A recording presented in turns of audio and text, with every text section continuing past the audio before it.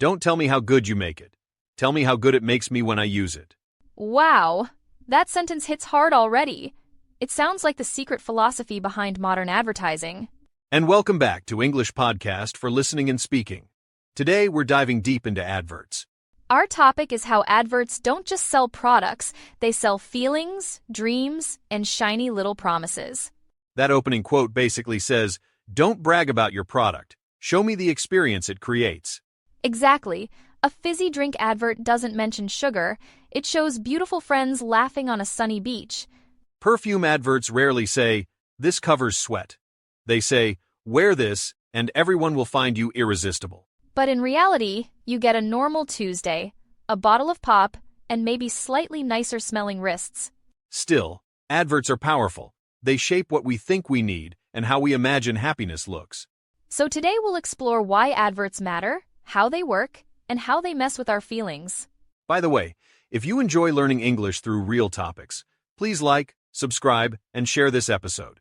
Your click really helps the channel grow and helps other learners discover English podcast for listening and speaking. All right, first question. Emily, do you actually like adverts, or do they mostly drive you completely crazy? Honestly, both. I mostly hate them when they interrupt, but I secretly love clever, emotional, creative adverts. Same here. I find aggressive, in-your-face adverts exhausting, but smart storytelling adverts are genuinely fascinating sometimes. These days, I see most adverts on YouTube, Instagram, and inside mobile games, more than traditional television, honestly. Same, plus city billboards, buses, train stations, and those digital screens in shopping malls constantly flashing promotions. Sometimes I feel surrounded, like the whole world is whispering, "Buy this, upgrade that, improve your everything." That's why it's useful to analyze adverts, not just watch them passively, so they control us less. Let's talk childhood. Was there an advert you still remember word for word? Maybe a jingle stuck forever? Oh yes, there was a chocolate bar advert with kids singing. That melody still lives rent-free inside. Haha, I love how adverts can partially become our childhood soundtrack, even when the product wasn't important. That's the power of a catchy slogan or jingle. It glues itself to your brain and never leaves. For me, a good advert tells a tiny story, makes me feel something, then connects that feeling to product. Which is exactly our opening quote again. Don't sell the object, sell the feeling of using it. Sometimes that's manipulative, but sometimes it's beautiful, like charity adverts or messages encouraging kindness or environmental action. Listeners, manipulative basically means trying to control your emotions in a sneaky way, without you really noticing. And adverts are emotional theater. They carefully choose music, colors, faces, to push us towards specific feelings and decisions. I'd argue adverts are not automatically evil. They're tools. How companies use them can be responsible or harmful. Exactly. That's why I say I mostly dislike adverts, but I genuinely admire the clever, thoughtful ones. Another useful word here is persuasive. A persuasive advert makes you want something you never considered before watching. Listeners, can you remember a time an advert persuaded you to buy something you didn't actually need later? Maybe a gadget, a miracle skin cream, or some course promising instant success. Later, you felt slightly disappointed. I remember begging my parents for a toy from an advert. Using it felt nothing like the commercial. That's the classic moment when you realize adverts sell dreams. You bought plastic, not the magical friendship story. So I'm curious, Alec, overall, would you say you mostly enjoy adverts or mostly tolerate them impatiently? I'd say I mostly tolerate them, but sometimes I love analyzing them like tiny psychological experiments on society. Same here. That's what we're doing today, really, turning annoying adverts into interesting English and thinking practice. Let's ask our listeners, where do you mostly notice adverts now? Television, YouTube, social media, or outside spaces? Later, write a comment starting, "In my life, adverts mostly appear on," and finish with your experience. In later sections, we'll talk about things like prime time, commercial breaks, pop-up ads, and word of mouth. But before that, we'll dig deeper into what makes an advert good, emotional, memorable, or completely unbearable. Before we move on, Emily, describe one specific advert that still lives very clearly in your memory. There was a perfume advert. Slow music, city lights at night, A woman walking alone, incredibly confident, impossibly elegant. Did it actually make you want that perfume, or did it just make you want her glamorous lifestyle? Honestly, mainly the lifestyle.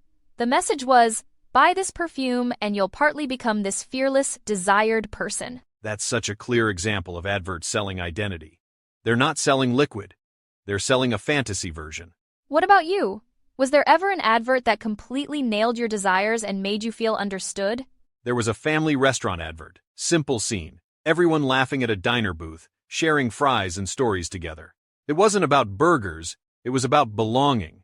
As a teenager, that image felt incredibly comforting somehow. So interesting.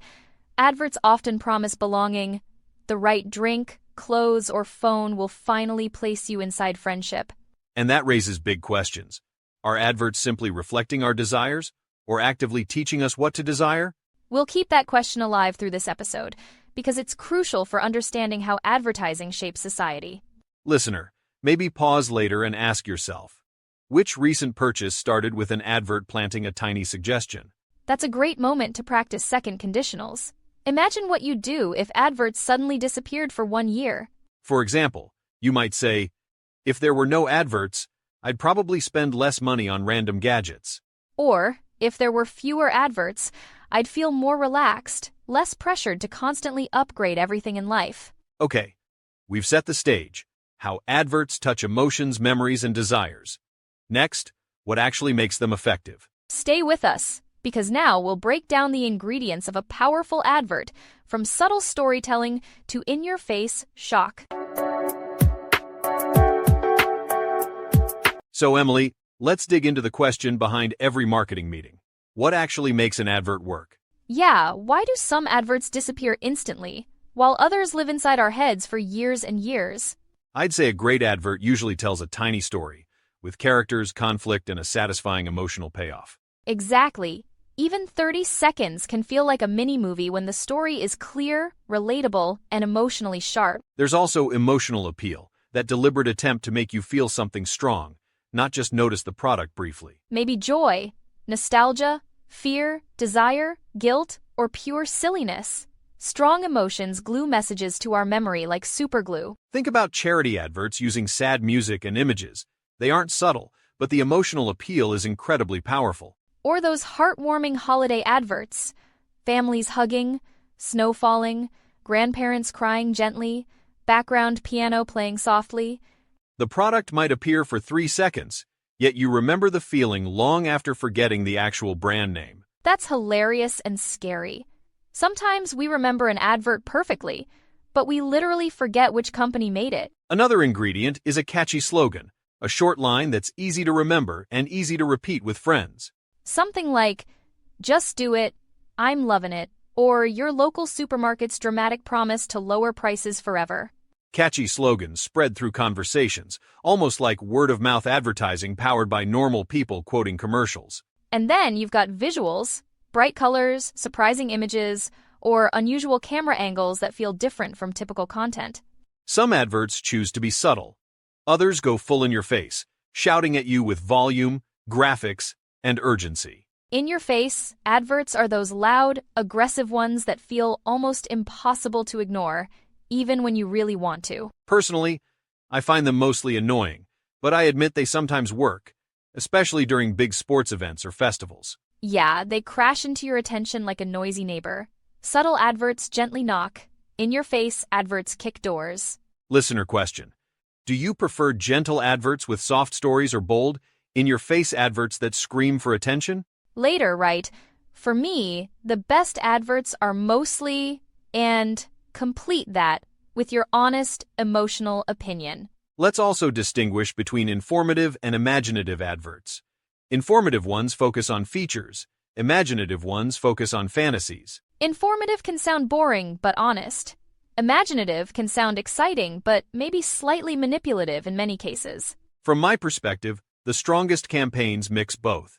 Some real information, some dream, not only one extreme or another. I'd argue that the more powerful the fantasy, the more careful we should be about how it affects expectations. To explore this deeper, let's invite Nina, who works in a small marketing agency creating campaigns for different brands. Nina, welcome to English Podcast for Listening and Speaking. We're very curious about your real-life advertising experience today. Thanks for inviting me. My job is basically to understand what clients want and what emotions customers are secretly chasing.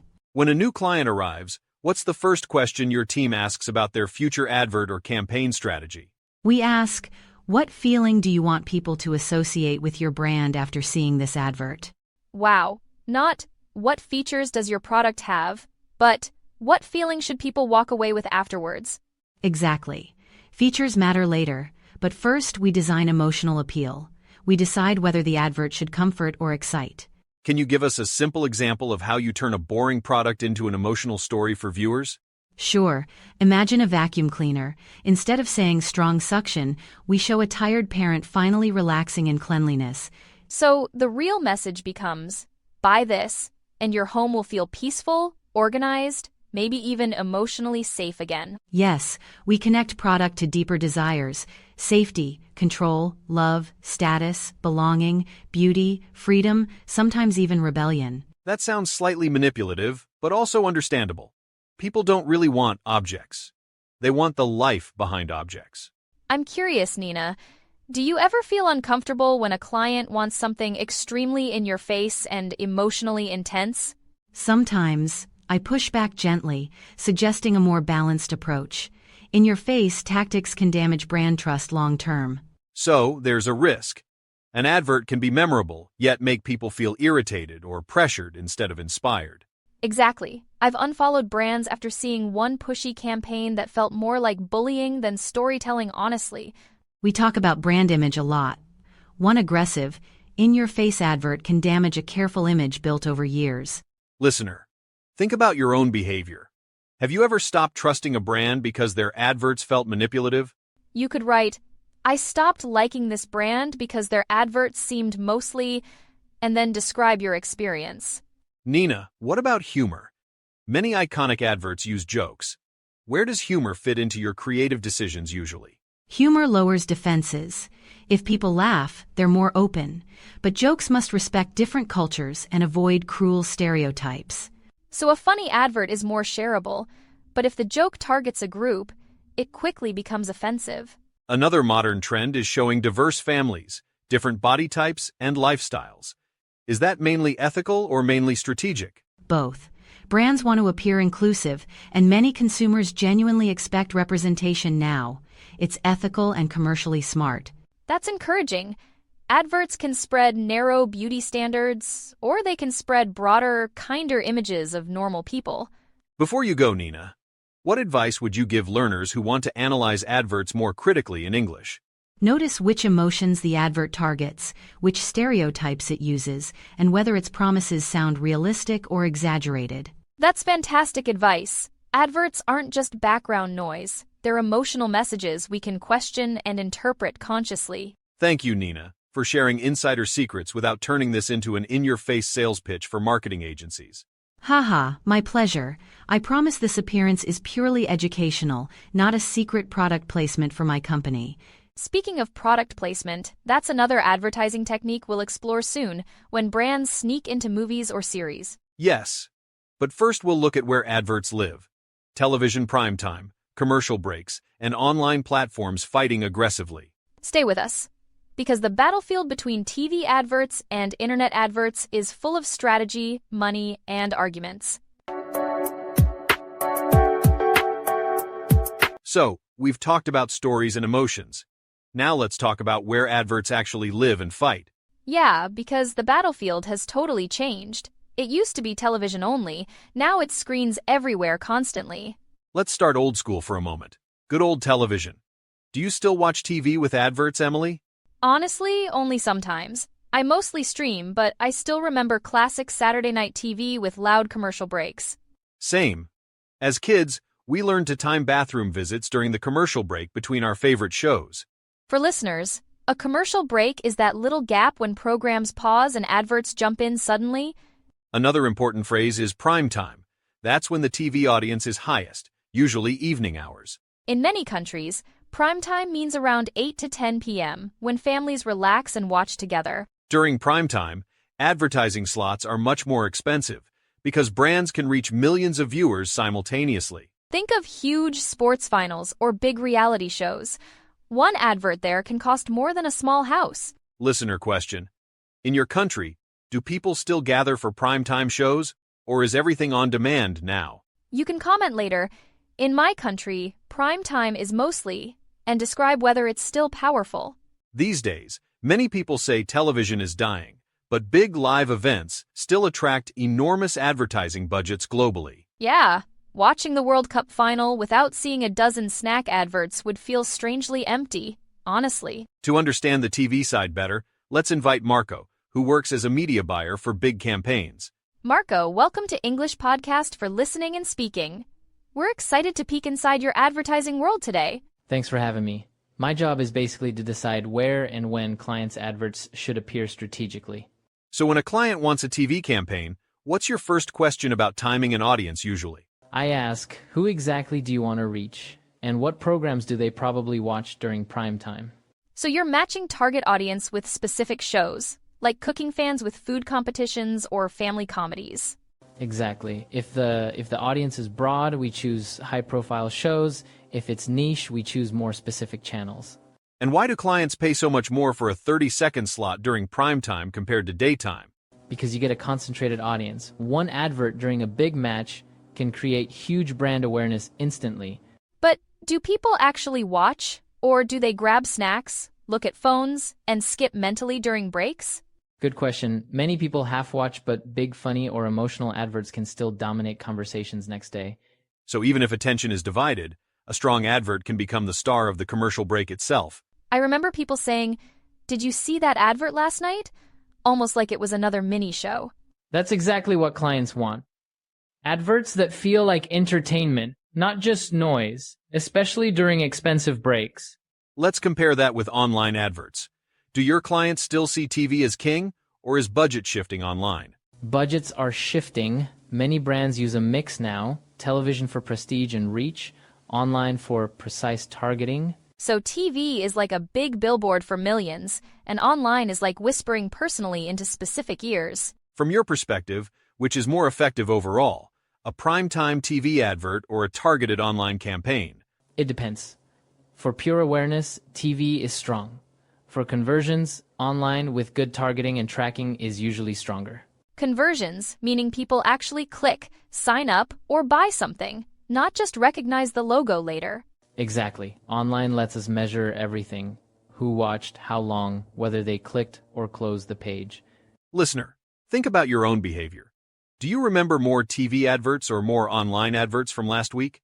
I personally remember more online ones, mainly because YouTube sometimes forces me to watch at least 5 seconds. That's another interesting difference. On TV, you can't easily skip. Online, you can sometimes skip after a few seconds. Unless it's an unskippable advert, which honestly feels like digital prison, especially when I'm already running late. Marco, do you still recommend big TV campaigns for every client, or only for certain types of brands? I recommend TV mainly for large brands with broad audiences. Supermarkets, cars, banks, famous food and drink companies. And smaller brands, maybe local shops or new apps, might focus mostly on online adverts with smaller budgets. Exactly. Online platforms allow flexible budgets. You can start small, test, then increase if something works effectively. Let's play with a conditional. If a brand spends everything on primetime TV, what might they gain or lose? They might gain huge awareness quickly but lose chances to target specific groups or measure detailed individual behavior. And if they only use online ads, they might miss older audiences who still watch classic television every evening. That's an important point. Media habits differ by age, region, and income.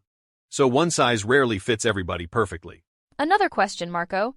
How has streaming changed things? People binge shows with fewer or no commercial breaks sometimes. Streaming services disrupted traditional primetime. Some create their own advertising models. Others use subscriptions without ads. So the old idea of everyone watching one show at the same time is partially fading, except for live events. Listener, do you mostly watch scheduled TV, streaming platforms, or short videos on social networks nowadays?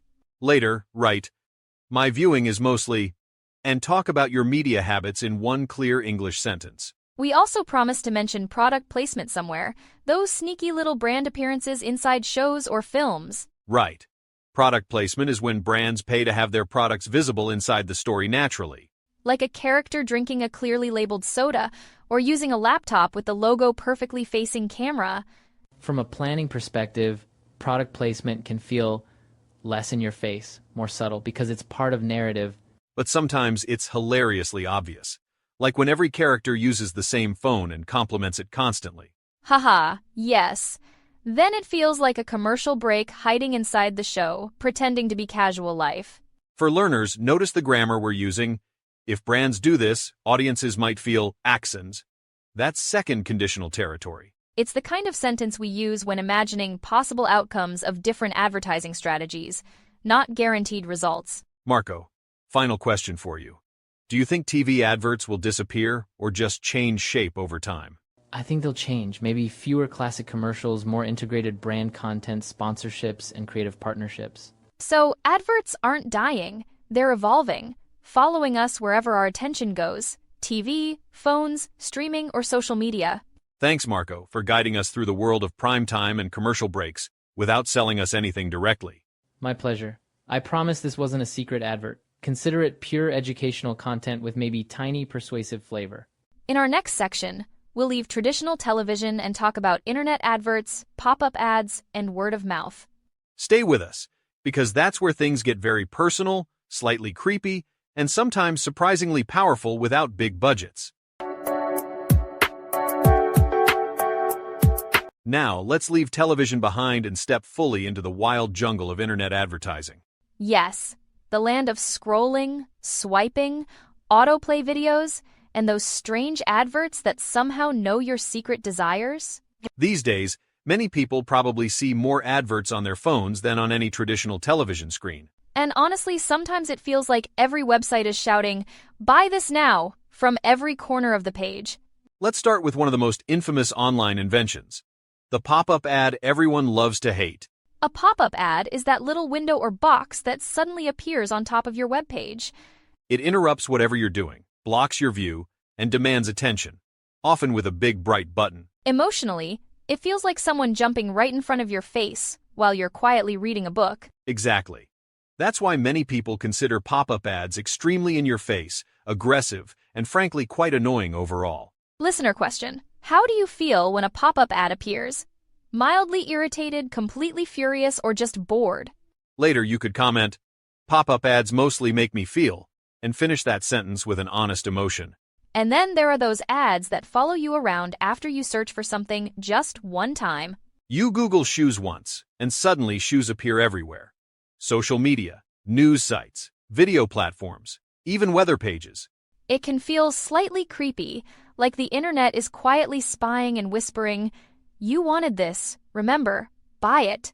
Technically, that's called retargeting, but emotionally, it can feel like a clingy salesperson hiding inside your browser. To really understand digital strategy, let's invite Lena, a digital marketing specialist who works with online campaigns daily. Lena, welcome to English Podcast for Listening and Speaking. Thanks for joining our very honest conversation about adverts. Thanks for inviting me. I spend my days planning online ads, so I know both benefits and frustrations. First, confession time. Do you personally dislike pop-up ads or secretly love them because they help your clients? Honestly, both. They can be effective, but if overused, they annoy people and damage trust very quickly. When a client asks for aggressive, in-your-face pop-up ads, how do you respond as a digital marketer usually? I suggest softer options first. For example, smaller banners, delayed pop-ups, or only appearing after some engagement. So you're trying to balance visibility and respect, not just bullying people into clicking something out of frustration. Exactly. If users feel attacked, they close the page or install blockers, and the brand looks desperate. Let's bring in another key phrase, word of mouth. Could you explain that concept in simple, emotional language? Sure. Word of mouth is when people naturally recommend a product to friends, family, or colleagues. So no formal advert, just humans saying, "Hey, I tried this, it's actually great, you should too." Right. Word of mouth often feels more trustworthy, because it comes from someone you personally know and respect. From a marketing perspective, which is more powerful long-term, aggressive pop-up ads, or strong, positive word of mouth? Definitely word of mouth. Pop-up ads can create awareness quickly, but recommendations create loyal, lasting customers. That's comforting. It means good products and good service still matter more than clever tricks and annoying windows. Listener, think about your last purchase you truly loved. Did you discover it through adverts or word of mouth? You might write, I discovered my favorite product mostly through, and choose either adverts, friends, or maybe both. Lena, how do online ads try to start word of mouth rather than just one-time clicks or impulse buys? We encourage people to share, review, or tag friends. Sometimes we use referral codes with small rewards. So an advert doesn't just say, buy this. It also says, tell your friends and everyone you know. Exactly. Social networks make that very easy. One post can reach many people through casual shares and comments. Let's talk about ethics. Do you ever feel digital advertising becomes too invasive, maybe crossing a line with tracking? Yes. When data collection feels secretive, people feel watched. I believe companies should be transparent and respectful. I completely agree. If adverts know my location, my age, my fears, they should at least be honest about it. Listeners, this is where modal verbs help express opinions gently. Companies should be clearer. Websites must get consent. Or, advertisers shouldn't track everything. Platforms might lose trust if they ignore privacy concerns completely. Another big difference online is how quickly we can close, skip, or scroll past adverts if uninterested. On TV, you're stuck during a commercial break. Online, you can flee in half a second sometimes. That's why we measure engagement carefully. If people skip immediately, we know something in the advert isn't working. So online advertising is more measurable but also more fragile. People's attention can disappear instantly with one swipe. Listener question. Do you usually skip adverts as soon as possible, or sometimes watch if something looks interesting? You could comment, I mostly skip adverts unless, and explain what kind makes you stop scrolling and pay attention. Let's compare effectiveness. If a small business had almost no budget, where would you tell them to focus, Lena? I'd say create a genuinely good product, then encourage reviews and word of mouth. Combine with small, targeted ads. So, quality first, then advertising. Adverts amplify something. They can't permanently hide a terrible product behind shiny promises. That's a nice moral. If the product is awful, word of mouth will expose it faster than any banner. Exactly. You can't buy reputation forever. Eventually, customers share their experiences, good or bad, very publicly online. Let's build a useful conditional sentence for learners. If a product is bad, word of mouth will eventually destroy it. And if a product is truly excellent, even tiny adverts plus word of mouth can grow it surprisingly fast. Another interesting digital question. Do you think people trust influencer recommendations more than classic banner adverts, Lena? Often, yes, but only if the influencer feels authentic. Forced promotions can backfire and feel manipulative quickly. So, even in influencer marketing, the emotional tone matters. Honest enthusiasm versus robotic reading of a script. Listener, do you trust influencers when they recommend products, or do you mostly feel skeptical about sponsored content?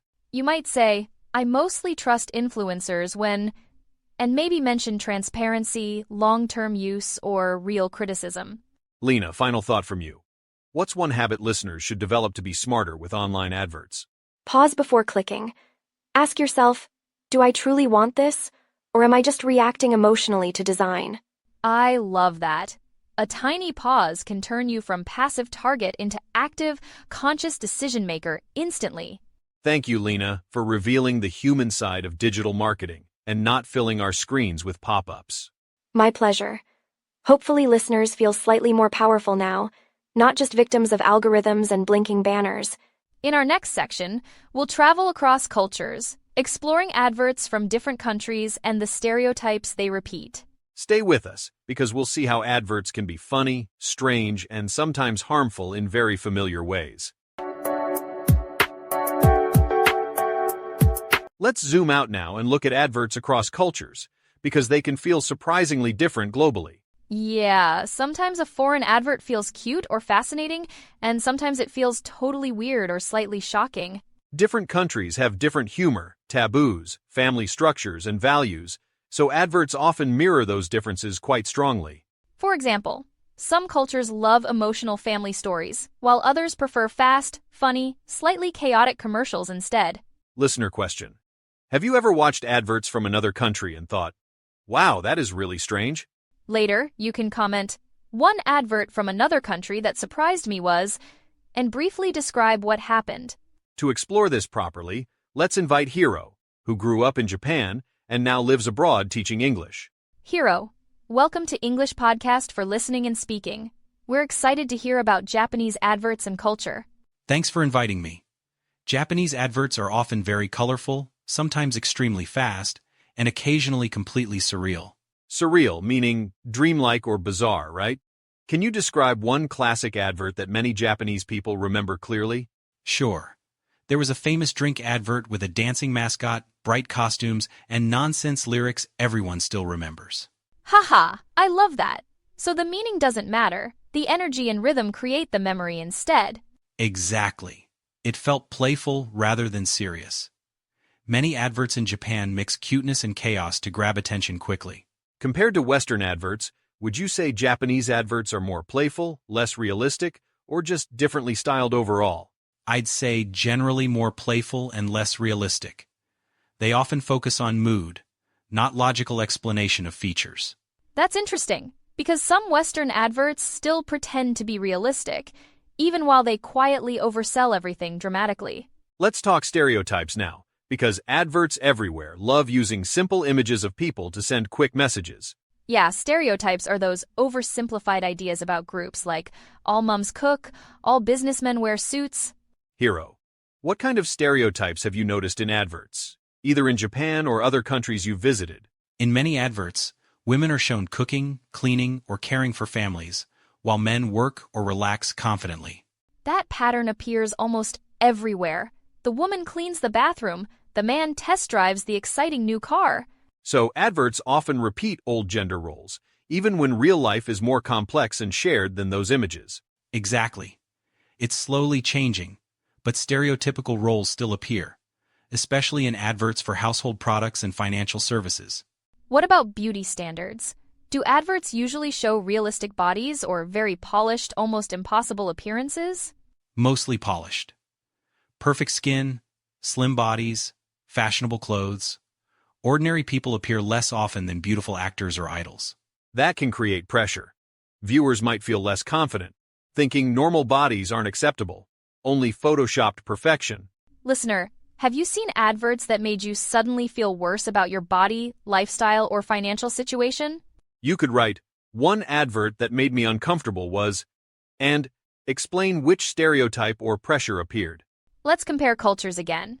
Hiro, have you seen adverts abroad that felt more direct or in your face than Japanese ones? Yes. Some Western adverts about politics or personal problems felt very direct, almost confrontational, which surprised me initially. So, in comparative terms, Japanese adverts might be more playful, while some Western adverts feel more serious or confrontational. But we should qualify that. Every country has both gentle and in-your-face adverts. We're describing tendencies, not absolute rules. Exactly. There are quiet, artistic adverts in Europe, and intense, dramatic ones in Japan too. It's mixed everywhere. Let's bring in stereotypes about age now. How are older people usually shown in adverts, from what you've noticed? Often as wise grandparents, or confused technology users, or fragile patients needing medicine, rarely as active, complex humans. True. Young adults are shown partying, traveling, succeeding. Older adults are mostly shown worrying about health and retirement. That sends a message. Your exciting life ends at a certain age. After that, you mostly manage problems. But in reality, many older people travel, start businesses, fall in love, and live more interesting lives than teenagers. I'd love to see adverts where older characters aren't punchlines or patients, but heroes with dreams and adventures. Let's introduce a useful conditional structure. If adverts showed more realistic diversity, people might feel more accepted and hopeful. And if adverts stopped using lazy stereotypes, companies could still sell products without insulting half their audience, honestly. Listener question. In your country, which stereotype appears most often? Women cleaning, men earning, thin bodies, or rich lifestyles?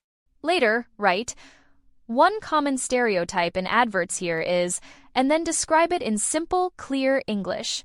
Now, Hero, have you noticed any positive changes recently? Maybe adverts that challenge stereotypes instead of repeating them? Yes, I've seen more adverts with mixed families, different body types, and men doing housework naturally without jokes. That makes me genuinely happy.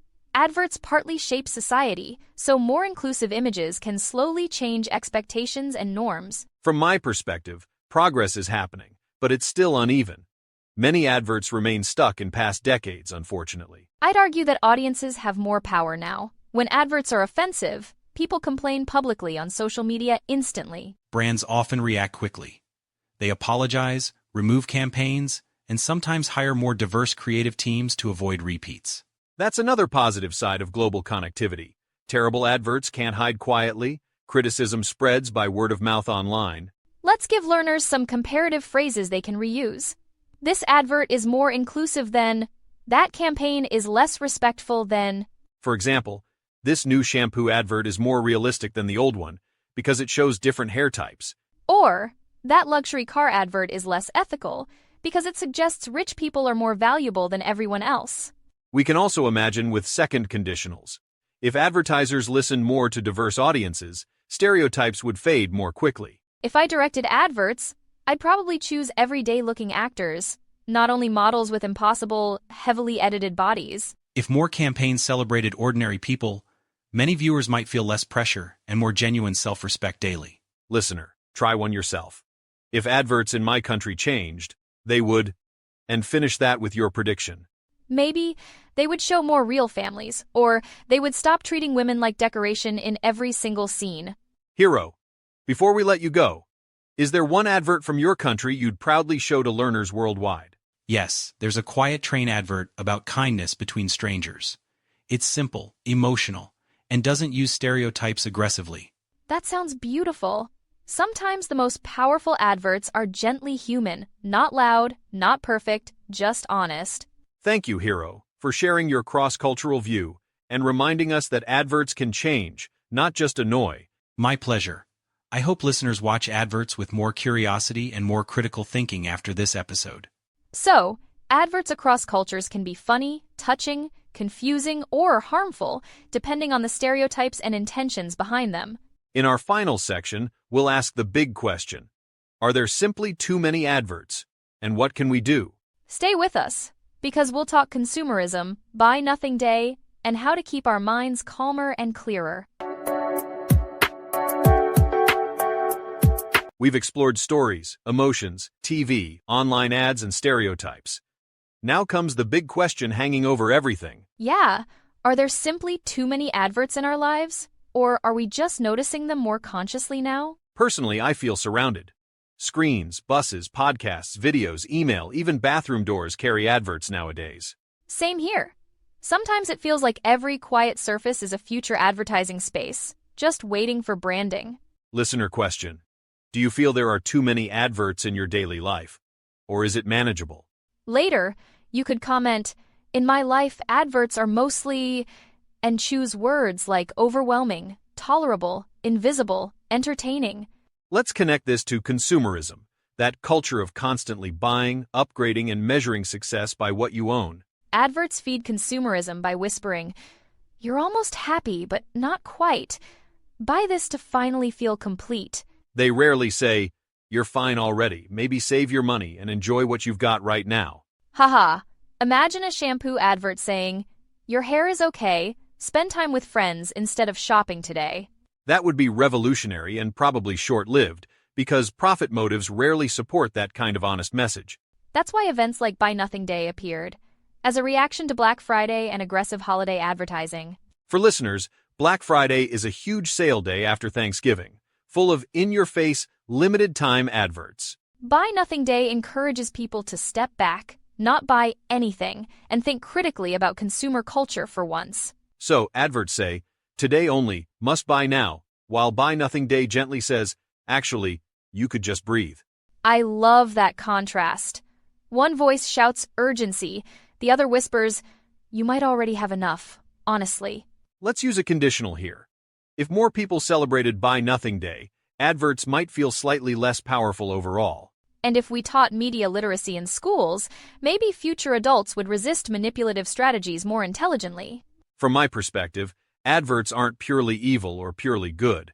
They're tools, mostly shaped by the economic system. I'd argue the real problem appears when adverts stop informing and start aggressively pressuring people into constant dissatisfaction. Listener, think about this. When was the last time you bought something completely unnecessary because of clever advertising? Maybe a gadget, a third pair of similar shoes, or some beauty product promising miracles it couldn't seriously deliver. Afterward, did you feel proud, happy, guilty, or slightly tricked? Those emotions tell you a lot about that purchase. Here's a useful speaking pattern. To be honest, I bought X after seeing an advert, and afterward I felt Y. For example, to be honest, I bought an expensive watch and afterward I felt slightly empty and silly. Or, I bought a language course, and afterward I felt hopeful, but also pressured to magically transform overnight. This doesn't mean adverts always lie. Sometimes they introduce genuinely helpful products we're glad we discovered. True. I found my favorite note-taking app through a simple advert, and it genuinely changed my work life positively. So we should avoid extreme thinking. Not all adverts are evil, but adverts are powerful, so we must stay awake. Exactly. It's like fire, helpful for cooking, dangerous when uncontrolled. Advertising is mental fire around our desires. Let's practice balanced opinions using qualifiers. Adverts are mostly helpful when, and adverts are mostly harmful when. For example, adverts are mostly helpful when they inform us about real discounts or new useful services. And adverts are mostly harmful when they target insecurities and push people into debt or unhealthy comparisons. I'd love our listeners to comment with both sentences. It's great practice for nuanced, adult-level English thinking. Another angle. What would happen if adverts suddenly disappeared for 1 year? Imagine mentally how society might change. If adverts disappeared, people might feel calmer, but some businesses might struggle to reach new customers and survive. If adverts were strictly regulated, companies would have to find more honest ways to present their products and prices.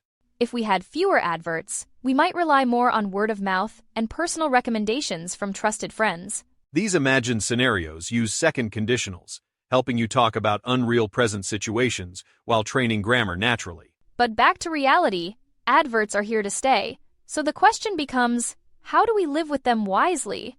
First, we can notice them consciously, ask what emotion they're targeting, and whether the promise sounds realistic. Second, we can set boundaries. Ad blockers, less scrolling, scheduled screen breaks, and more offline life with people.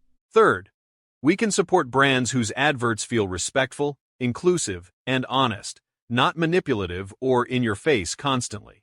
Listener question. Can you name one advert you genuinely love and one you strongly dislike?